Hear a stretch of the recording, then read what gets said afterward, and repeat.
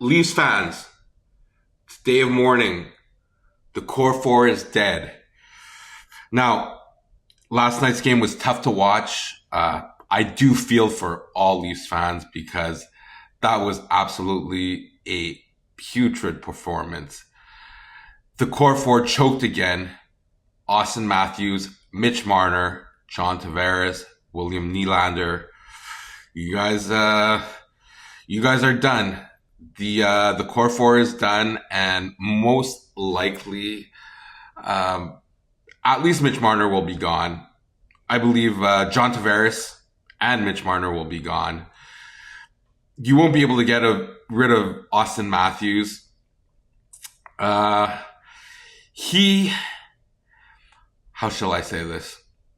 Probably one of the best goal scorers in the league. Abundance of talent. This guy has absolutely no heart. Did you watch him play last night? It was absolutely awful. I mean, you could put the blame on all of those guys, and your best players have to be your best players in the playoff. But a lot of the blame goes to you, Austin Matthews. You are the captain of the Toronto Maple Leafs. And year after year, you fail. The Leafs fail. And there's no doubt that a lot of the blame has to be put on your shoulders. At least Mitch Marner showed some heart last night. He went a little crazy on the bench after those 3 unanswered goals. But still, you got to perform. And I actually feel bad for Mitch Marner. He seems to really want to be a Leaf. He's from Ontario. But I think it's time to move on. A change of scenery will do him good. He has all the talent in the world. And as you could see in the Four Nations Cup, he's able to turn it on. He has talent. He can perform on the biggest of stages. So I think he'll be fine in a new environment. John Tavares, another Ontario guy. If I were the Leafs, I would probably let him go. Again, the team needs a heart transfusion. It needs changes. And it starts from the top as well. Brendan Shanahan, you've had 11 years to build this thing. You have changed coaches. You have traded players. You have done everything possible. And the Leafs have still not reached the promised land. At the end of the day, it ends with you. You make all the decisions, and so far you failed. And I think 11 years is enough time. So I believe there needs to be changes at the top. Also, William Nylander. I think he's a beast. I would definitely keep him. I think he has all the talent in the world. I think he comes up big. Look, I don't watch the Leafs too much, but the games I do watch of the Leafs, he definitely is one of their best players. He fights. He's tough. So I would definitely keep him. Other than that, you build around who you have left. Austin Matthews, who isn't my favorite player. Again, I question his heart. But he was a non-passenger again last night. You have still Morgan Riley. Do you get rid of him? I don't know. Who do you replace him with? Matthew Nyes, excuse me. Definitely a keeper. Absolutely a keeper. You pay him. You get rid of Marner. You get rid of Tavares. And you keep him.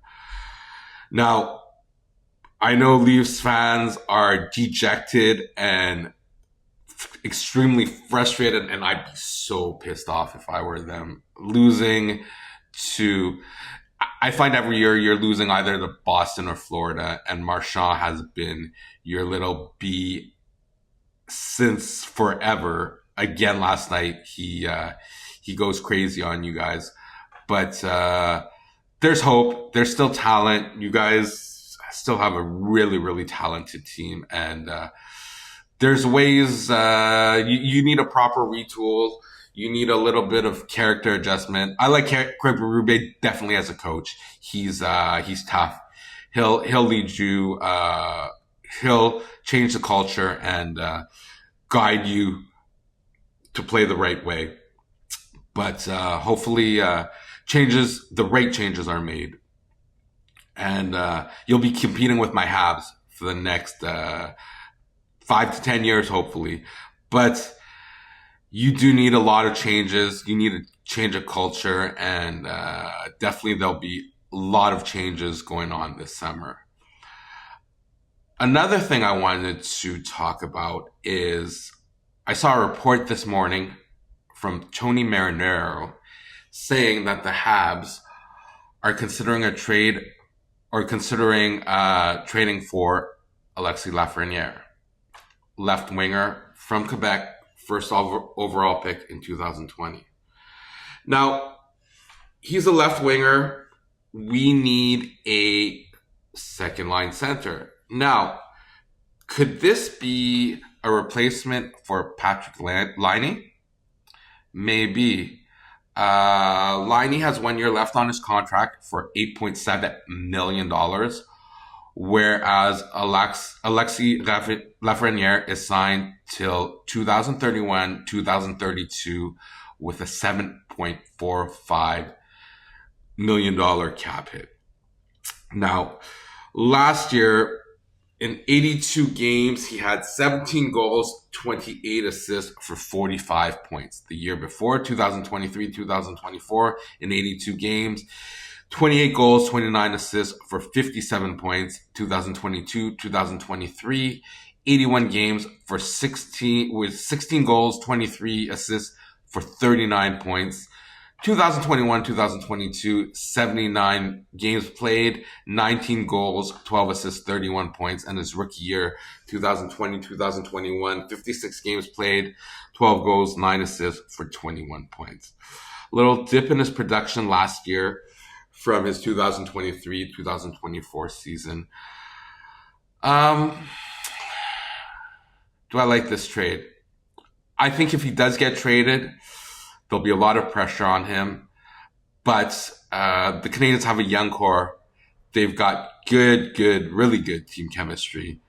He's only 23 years old, but the one thing that makes me wonder if these rumors are true is the history between Jeff Gorton and New York Rangers ownership. Will they deal with each other? There's still some bad blood between them. Can a deal be made? I don't know. I don't know if the Rangers are going to want to trade their former number one draft pick to a Jeff Gorton run team. It's questionable in my mind. I can understand the attractiveness of getting an Alexis Lafreniere. He's still young at age 23. He's still got loads of potential. Will he live up to the hype of his number one overall draft choice? I don't know. I think he will. I don't think he'll ever be a point per game player. He hasn't shown me.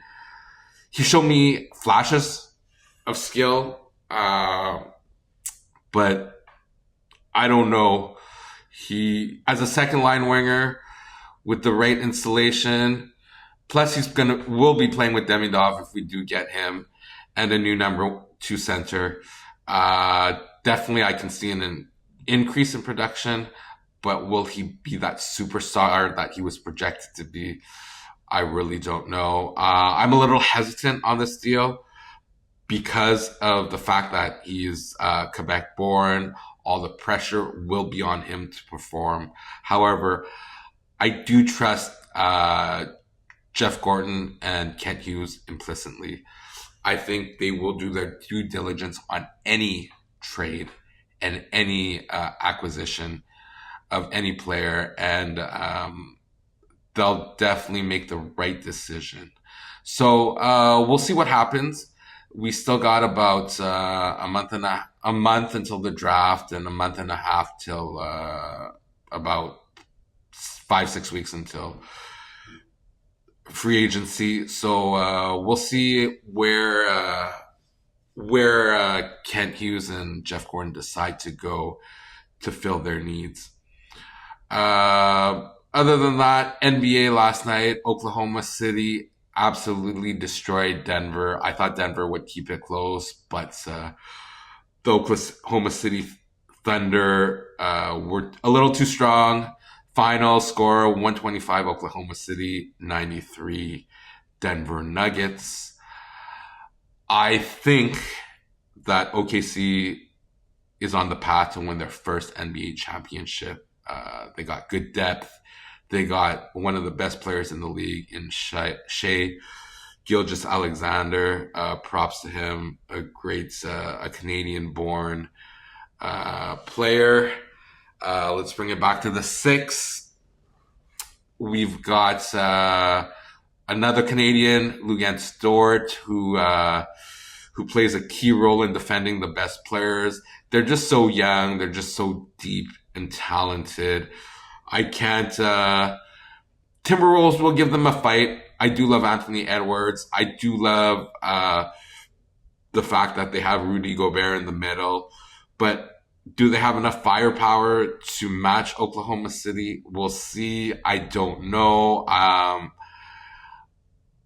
Anyone from the East? I love the dog in the New York Knicks. I am definitely rooting for the Knicks.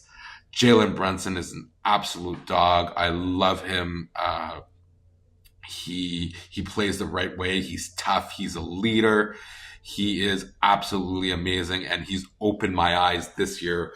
I've never thought of him as that superstar, but he has proved me wrong, and he is amazing and leading that team, and he will be leading that team for years. And I can see, with a little tweaks here and there, I can definitely see the Knicks being a perennial contender in the East for years to come. Indiana Pacers, young upcoming team again.